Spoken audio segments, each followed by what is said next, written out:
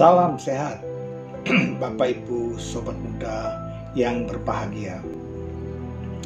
Pada kesempatan kali ini, saya ingin mengupas tentang moralitas atau sila. Apa yang dimaksud dengan sila atau moralitas? Yaitu ada beberapa hal. Yang pertama, kehendak atau cetana adalah sila. Yang kedua, faktor-faktor batin atau cetasika adalah sila. Ketiga, pengendalian diri atau samwara adalah sila.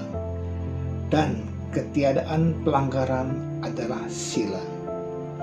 Begitu luasnya sila, maka kita akan kupas satu persatu. Baik, yang pertama, kehendak sebagai sila. Kehendak yang muncul pada seseorang yang menghindari pembunuhan, pencurian, dan sebagainya.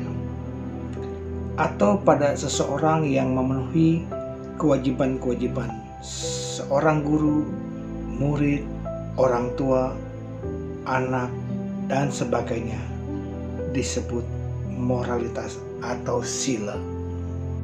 Ucapan benar, perbuatan benar, dan penghidupan benar dianggap sebagai cetasika sila. Samawaca adalah pengendalian diri dari berbohong, berlidah bercabang, ucapan kasar, dan pembicaraan yang tidak berguna. Samakamanta adalah pengendalian diri dari membunuh, mencuri, dan perbuatan asusila. Sama ajiwa adalah pengendalian diri dari 3 perbuatan buruk melalui jasmani dan 4 ucapan buruk yang berkenaan dengan pencaharian penghidupan seseorang secara benar. Bapak Ibu yang berbahagia, 3 faktor batin, aloba, adosa, panya, yang dianggap sebagai cara-cara terakhir dari perbuatan-perbuatan baik, yaitu tidak tamak, berniat baik, dan berpandangan benar. Abija, abhyapada, dan samaditi juga dianggap sebagai cetasika sila. Sesuai dengan sabda Buddha, dengan meninggalkan ketamakan, ia berdiam dengan batin yang bebas dari ketamakan. Yang ketiga, pengendalian diri sebagai sila. Pengendalian diri sebagai sila ada 5 macam.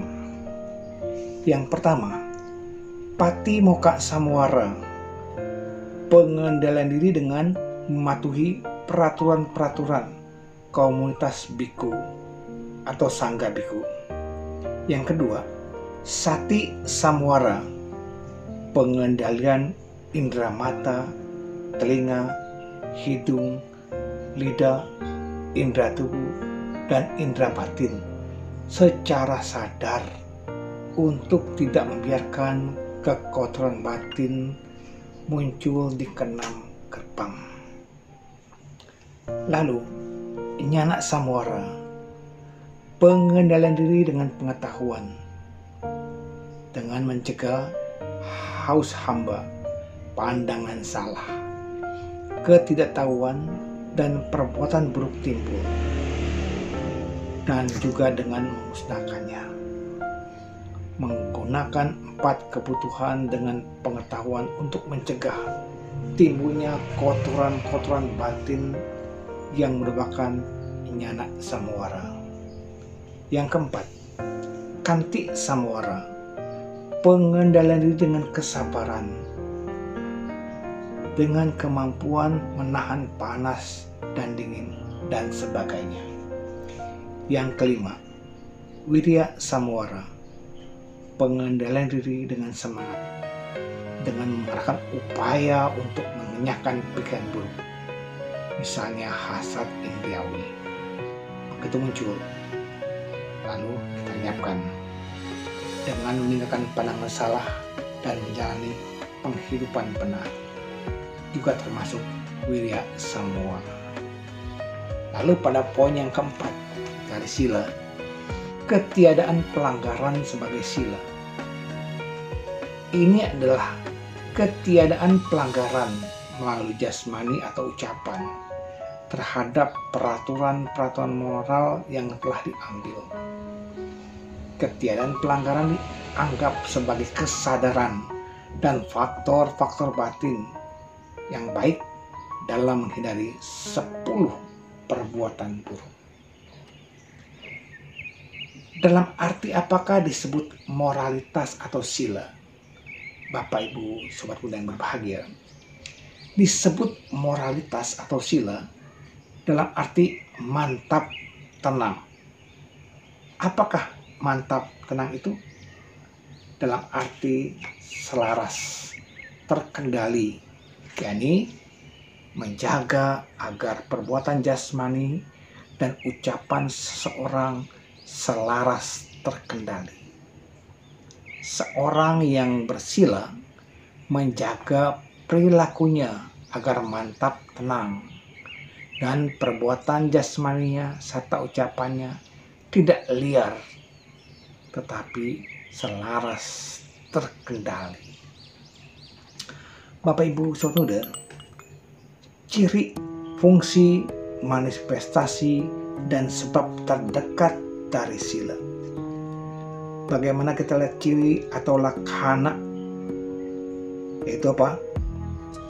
Cirinya adalah mantap, tenang, dalam menjaga agar perbuatan jasmani dan ucapan selaras terkendali, dan juga dalam arti menopang sifat baik seperti konsentrasi dan kebijaksanaan adalah sila.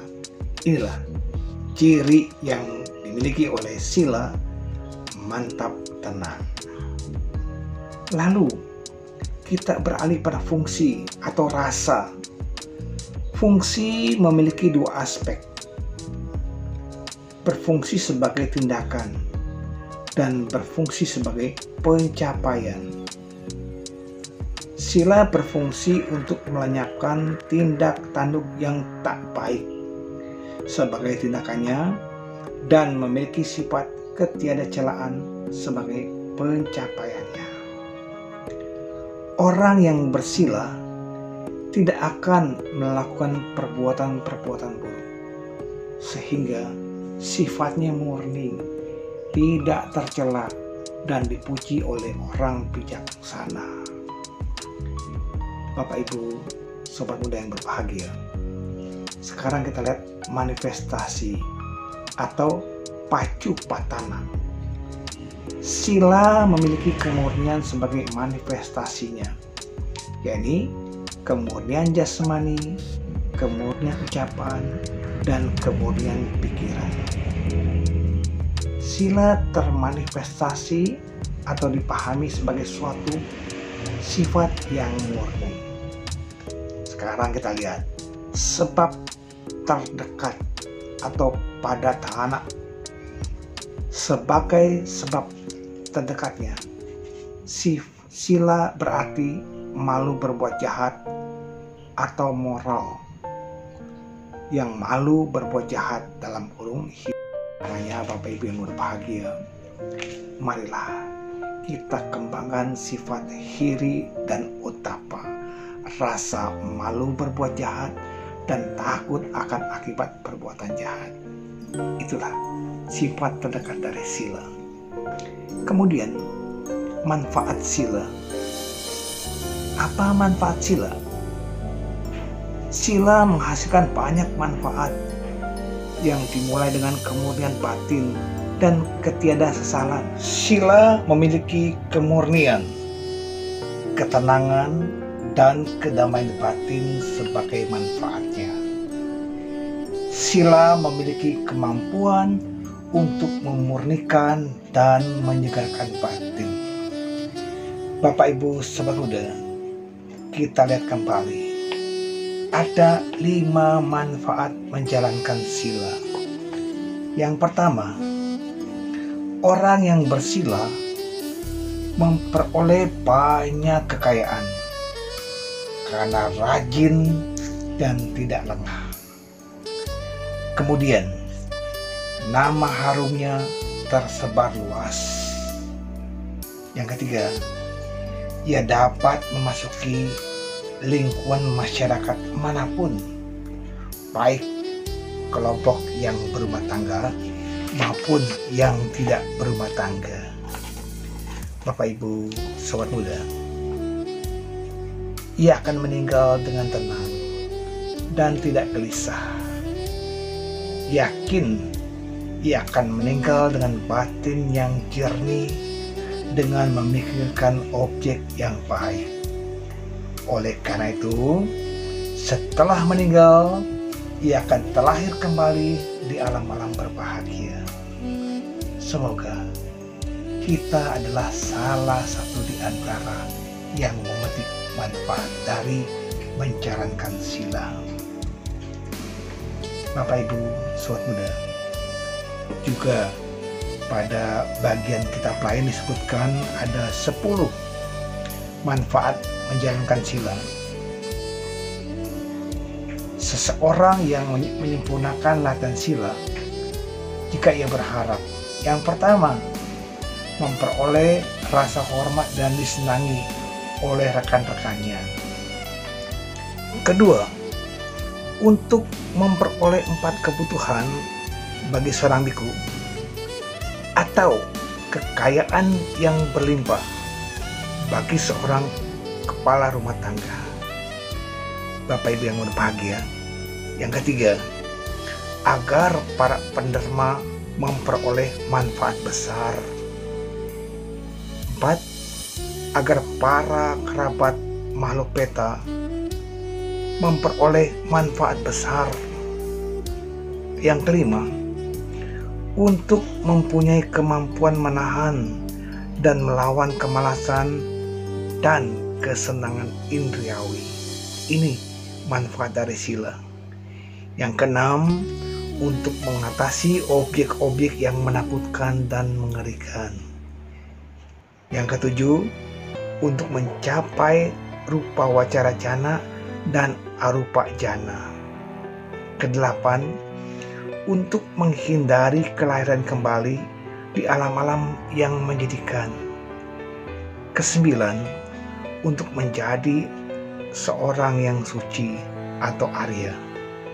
Dan ke-10, untuk memperoleh kekuatan gaib. Jadi Bapak Ibu yang berbahagia, betapa besar manfaat yang dapat diperoleh dari menjalankan sila. Semoga sila-sila yang telah kita jalankan dapat kita sempurnakan dalam pelaksananya di kehidupan sehari kita. Semoga besar manfaat yang dapat kita peroleh dari mendengarkan bimbingan Dharma ini. Semoga kita dapat melaksanakan sila dalam kehidupan sehari-hari. Terima kasih. Salam sehat. Namo Buddhaya.